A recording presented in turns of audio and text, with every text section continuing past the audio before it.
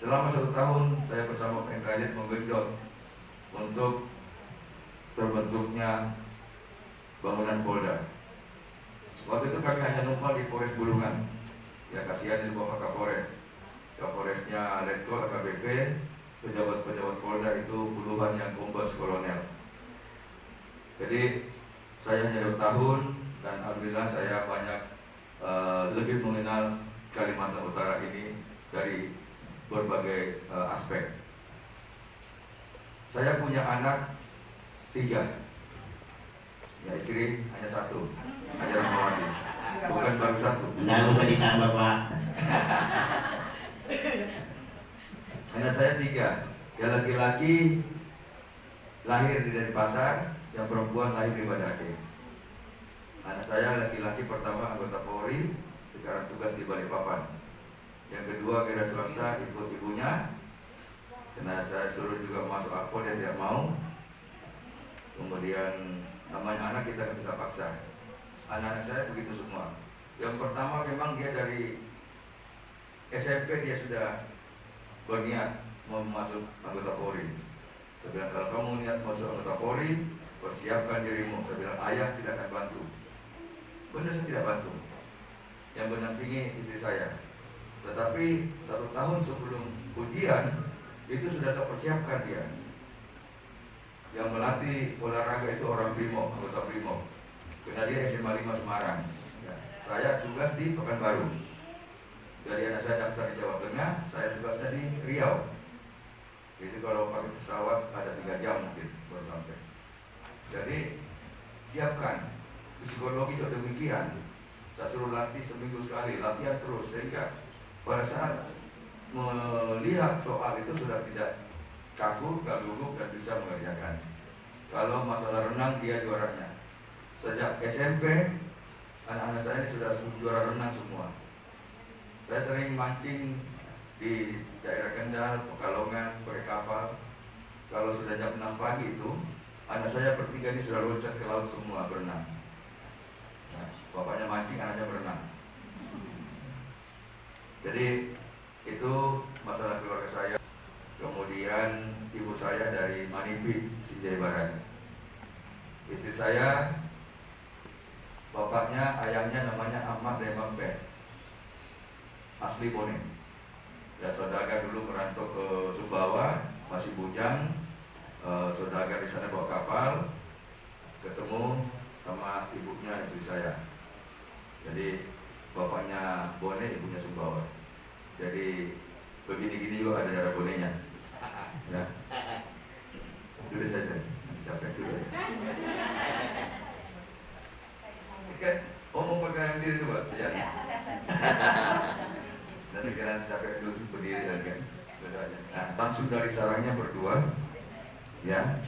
Jadi itu nanti akan saya kembangkan nanti untuk salah satu objek kunjungan wisata untuk khususnya orang-orang asing itu paling senang, ya. Paling senang itu menyedot madu langsung dari sarangnya. Ya. Habis nyedot madu saya minum berdua, saya gendong dia dari bawah sampai ke atas, saya masih kuat. Ternyata madunya memang hebat, bagus. Ya, ini beratnya berapa? 50-an ya? 60 saya gendong. Ya.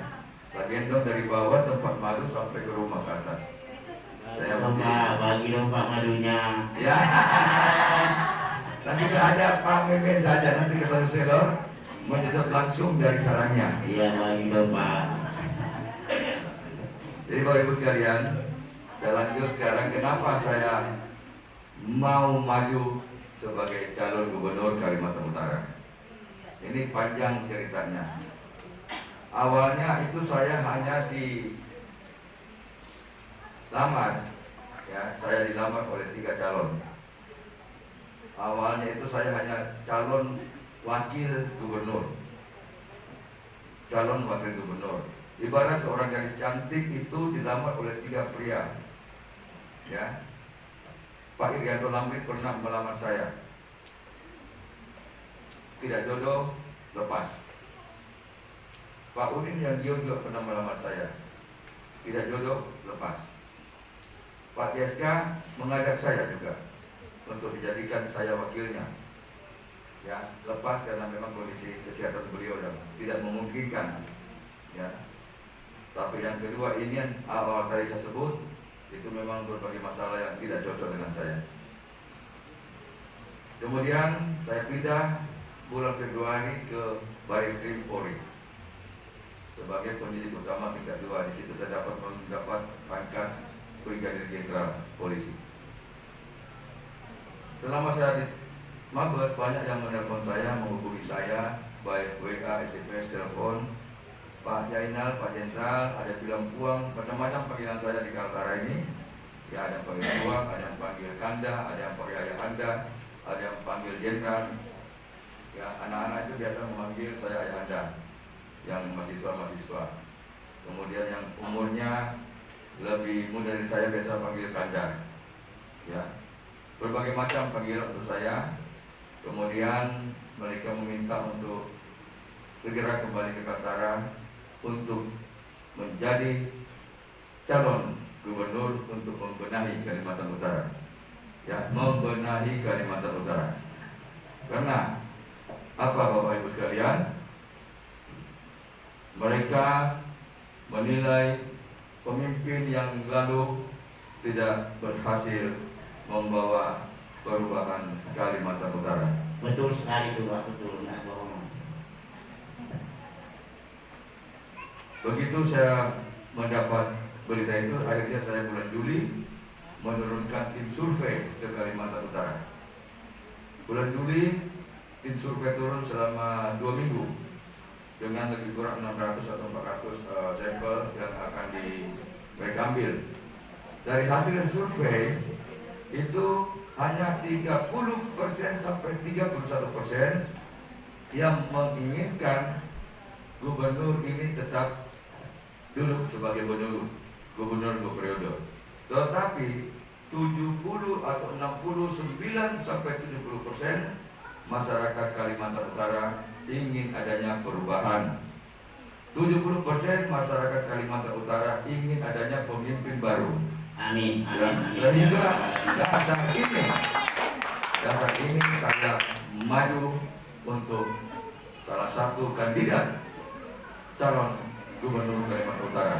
Dan apa? 70% ini adalah suara yang kita bisa raih, yang ingin adanya melakukan perubahan dan mereka menginginkan adanya pergantian pimpinan di Kalimantan Utara. Insya Allah Pak, insya Allah. Amin. Amin. Karena apa? Seorang incumbent dalam survei 50% pun itu sangat rawan. Apalagi hanya 30 sampai 31%. Ya. Sehingga ini yang memberanikan saya untuk maju. Dan saya bilang saya maju ke Kalimantan Utara adalah ikhlas tulus. Kenapa? Karena saya melepaskan jabatan saya meninggalkan posisi saya membuang pangkat saya untuk maju di Kalimantan Utara ini untuk bersama-sama masyarakat Kalimantan Utara untuk menuju perubahan dan maju sejahteranya masyarakat Kaltara ini. Ya. Dan saya maju tidak main-main, tidak coba-coba dan tidak untung-untungan. Ya, mudah-mudahan amanah rakyat Kalimantan Utara ini akan diberikan kepada Jainal Johnson. Amin. Insya Allah Pak. Dan seorang gubernur ya merupakan perpanjangan tangan dari pemerintah pusat. Ya, kemudian pilar-pilarnya ini adalah para bupati dan wali kota. Selama 5 tahun ini yang kita lihat, 4 tahun terakhir, apa yang kita lihat dari kepemimpinan yang sekarang? Dengan bupati bagaimana? Tidak ada yang harmonis, ya, tidak bisa bersinergi. Dengan wali kota pun demikian. Wali kota saja mau mengatur masyarakatnya supaya masalah COVID itu menekan angka COVID, tapi dimusuhin, dimarahi. Ya. Bupati-bupati demikian. Seharusnya itu bupati itu membuat program usulan, membuat ini, minta bantuan anggaran ke gubernur.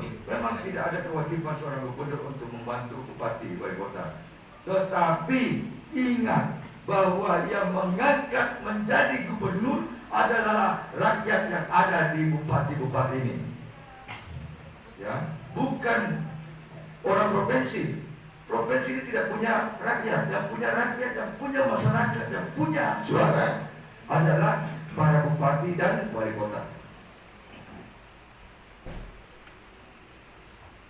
Jelas nggak kira-kira ini? Jelas, Pak. Jelas. Ya. Jelas. Jadi yang mengangkat itu menjadi gubernur itu adalah masyarakat yang ada di kabupaten-kabupaten dan kota Madia. Masyarakat yang ada di kabupaten, siapa pemimpinnya situ? Kan bupati. Betul, ujung tombaknya. Di Tarakan kota Madia, wali kota. Ya, sehingga harus bersinergi antara para bupati dengan gubernur. Jangankan jangankan bupati-bupati dan wali kota, dengan wakilnya aja tidak harmonis. Dengan wakil gubernur tidak harmonis.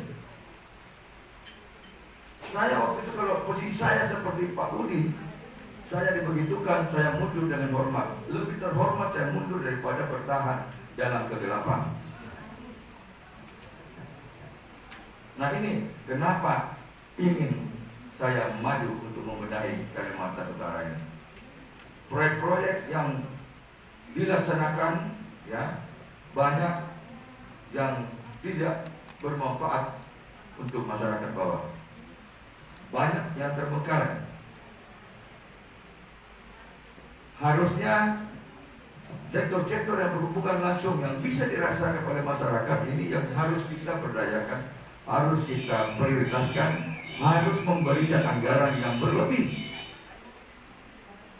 ya, yang berlebih, sehingga pelaksanaannya masyarakat bisa menikmati, bisa merasakan. 4 sektor itu adalah 4 sektor perikanan dan kelautan, perkebunan pertanian, kemudian kesehatan, sektor kesehatan dan sektor pendidikan. Sektor pendidikan ini bukan hanya pendidikan umum, tetapi pendidikan agama juga akan menjadi perhatian khusus untuk Jenderal Jansen. Dan Pak Jansen ini wakil gubernur Kaltara, merupakan seorang nasionalis, ya, seorang nasionalis, kemudian seorang birokrat hebat. 2 tahun, 2 periode menjadi Bupati Malino. Dan di sana selama memimpin Malino, semua nyaman masyarakat, menikmati kehidupannya yang lebih baik di sana. Karena apa? Karena Pak Jansen selalu memberikan bantuan keuangan dari RT dan desa-desa, selalu menjadi perhatian Pak Jansen. Banyak bupati-bupati dari Jawa, dari Sumatera yang datang ke Malino hanya ingin melihat bagaimana sih yang dimaksud dengan desa membangun Gardema, ya, gerakan desa membangun. Bagaimana cara Pak Jansen mengelola dan memberikan bantuan keuangan ke desa-desa, sehingga desa-desa di sana tampak rapi, tampak bersih, tampak indah.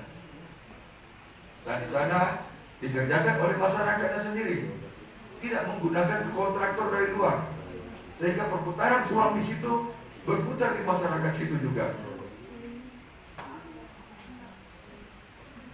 Dan Pak Jansen seorang nasionalis, tidak pernah membeda-bedakan agama beliau. Betul sekali, Pak. Buktinya banyak kita yang warga muslim yang diberangkatkan naik haji, diberangkatkan umroh oleh Pak Jansen. Terakhir kemarin pemenang lomba MTQ, ya, juara-juaranya ini diberikan lagi hadiah bonus istimewa untuk yang juara, termasuk pelatih-pelatihnya. Jadi Bapak Ibu sekalian, jadi pasangan Jenderal Jansen inilah pasangan yang paling ideal, yang paling hebat, yang akan melakukan perubahan untuk Kalimantan ke depan, Kalimantan Utara ke depan.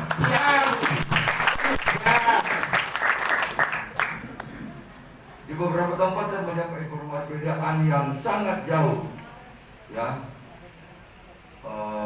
tunjangan guru SLTA dengan tunjangan guru SD, SMP dan PAUD. Ya. Yang saya dengar guru-guru SD, SMP itu hanya 500.000 tunjangannya per bulan.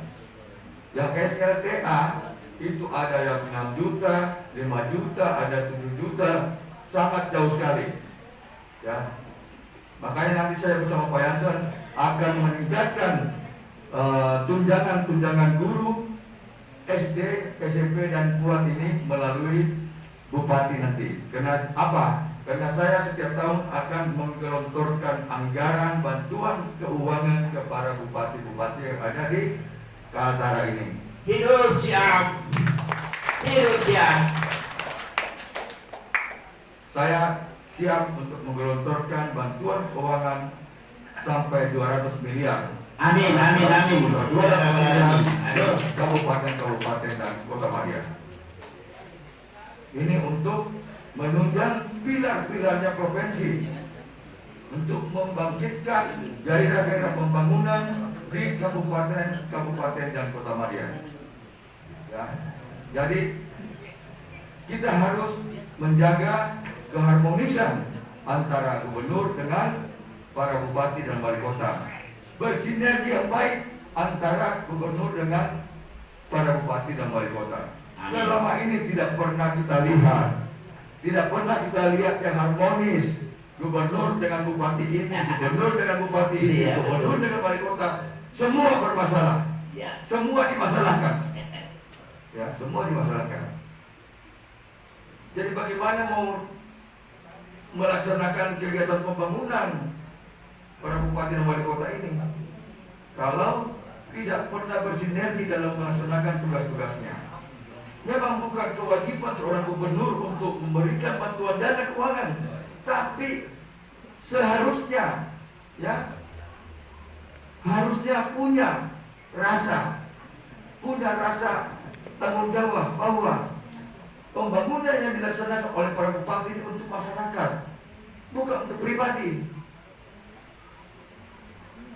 Toh juga gubernur itu diangkat oleh masyarakat. Jadi apa menjadi program daripada bupati? Harus gubernur mendukung.